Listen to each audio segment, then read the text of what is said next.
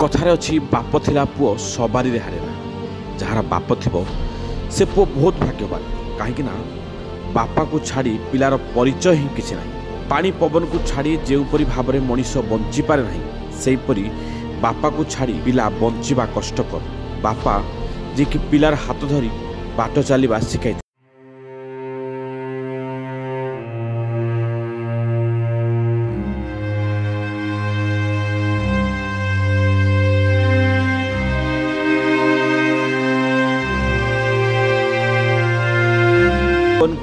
सलिता भली जाली जाली पिला को आलोक प्रदान करिथाए।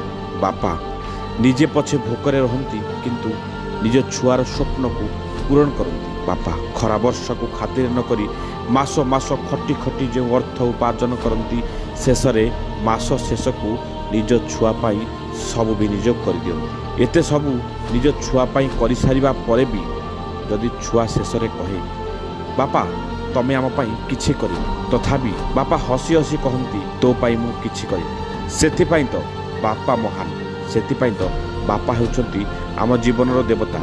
हेले आमे हतभागा पिला वृद्ध काल रे बापा माँ को वृद्धाश्रम रे छाड़ी दो ए हेउची आमर मानविकता।